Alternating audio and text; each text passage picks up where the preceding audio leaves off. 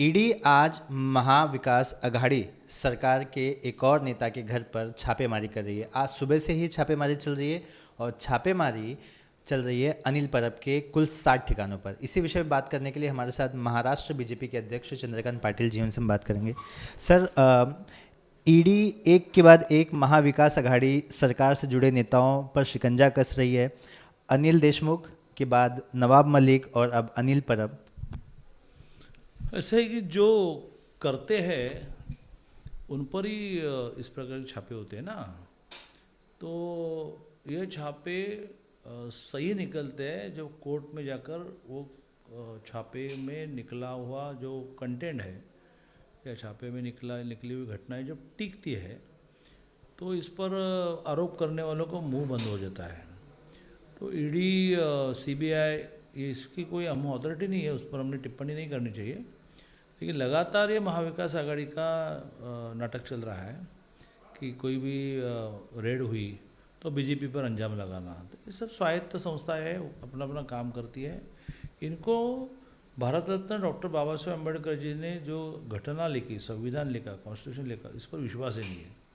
ये तो सारी बातें संविधान में है ना, चुनाव आयोग, supreme court, high court, CBI, ED, income tax, किस तरह से आज़ादी के बाद देश चले, इसका जो लिखान है उस पर इनका विश्वास नहीं है।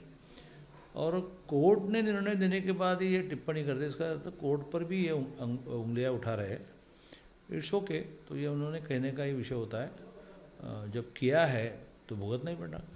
देखिए, जब से बीजेपी और सेना अलग हुई है उसके बाद से सेना के नेताओं पर भी कई बार सेंट्रल एजेंसीज कार्रवाई कर रही हैं। यशवंत जाधव, अब अनिल परब को हम देख ही रहे हैं।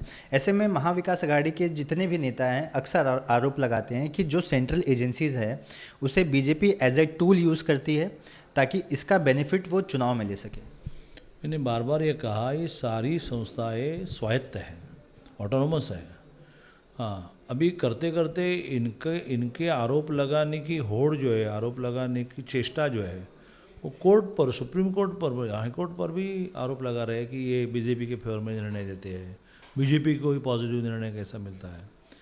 तो ये जब आदमी कंफ्यूज हो जाता है, डरता है, तो उसके मन में जो आए वो बोलता है।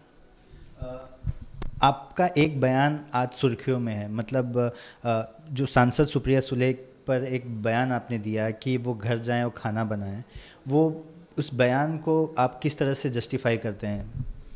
नहीं, ये अनावश्यक विवाद खड़ा किया जा रहा है, कोई दिक्कत नहीं।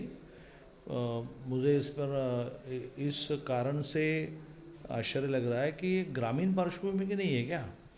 ग्रामीण पार्श्वभूमि में इस प्रकार के कई शब्द प्रयोग हैं। हाँ, अरे जमत नहीं तो जा घरी, जमता नहीं तो घर जा। तो उसमें से जब ओबीसी पॉलिटिकल आरक्षण का विषय आया तो स्वाभाविक रूप से ये ओबीसी की भावना मैंने व्यक्त की, भाई आपको ओबीसी को पॉलिटिकल आरक्षण देना मध्य प्रदेश जैसा जमता नहीं है, घर जाओ। तो इसमें कोई सुप्रिया ताई का अवमान करना, कोई एक महिला का अवमान करना, ये कोई विषय ही नहीं है। भारतीय जनता पार्टी एकमात्र पार्टी ऐसी है कि महाराष्ट्र विधानसभा में सबसे ज़्यादा महिला आमदार बीजेपी के हैं, तो इन्होंने हमको सिखाने की आवश्यकता नहीं है। लेकिन उनको कोई विषय चाहिए, या दूसरा शब्द मैंने कहा कि मसन यानी स्मशान में जाओ, तो उसमें भी यही है, माता भी लड़के को गुस्से में आकर कहते कि मसनात जा, यानी तू जा, इधर से निकल जा। तब जब सुप्रिया ताई ने कहा कि मैं दिल्ली जाऊंगी, मैंने दिल्ली जाओ, मसन में जाओ, कहीं जाओ, पहले आरक्षण दो। तो ये तो बहुत ग्रामीण प्रचलित शब्द है, इसका कोई पॉलिटिक्स करना, राजकारण करना, राजनीति करना कोई आवश्यक नहीं है, ऐसा मुझे लगता है। ये सेक्सियस्ट रिमार्क नहीं कहेंगे इसे? ना, सेक्सियस्ट रिमार्क नहीं कहेंगे इसे, नहीं, क्योंकि महिला को देखते हुए घर जाओ और खाना बनाओ। यदि समझो अजित पवार जी के बारे में वो कहते, प्रश्न पूछा किसने? आपने। किसके नाम से पूछा? सुप्रिया नाम से। तो उस प्रश्न को मैंने उत्तर दिया कि सुप्रिया ताई जमता नहीं तो घर जाओ। आपने प्रश्न यदि ये पूछता कि अजित पवार ऐसे कहते हैं कि हम अभी भी पॉलिटिकल, ये दे ही नहीं सकते ना। अभी 31 को महिला पुरुष रिजर्वेशन होने के बाद ये दे ही नहीं सकते। आपने प्रश्न ऐसा पूछता कि अजित पवार ऐसे कहते हैं कि हम करेंगे, तो हम ऐसे कहते कि अजित पवार जी नहीं जमता है तो घर में जाओ। तो ये कोई महिला के बारे में मैंने नहीं कहा। आपने प्रश्न पूछा सुप्रिया का, मैंने जवाब दिया कि सुप्रिया घर जाओ। आपने प्रश्न पूछता शरद पवार जी का, आपने प्रश्न पूछता अजित पवार जी का, तो मैं कहता कि अजित पवार जी जमता नहीं तो घर जाओ। इसमें मेल फीमेल वाला विषय कहाँ से आया?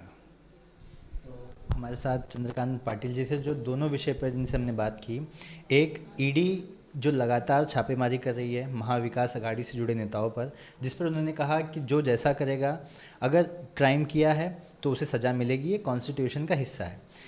दूसरी बात, सुप्रिया सुले पर जो उनका बयान आज सुर्खियों में है, उस पर उन्होंने कहा कि ये ग्रामीण विभाग में ऐसे शब्दों का इस्तेमाल एक सामान्य नागरिक करता है जिसे मैंने किसी इंटेंशन से नहीं कहा था।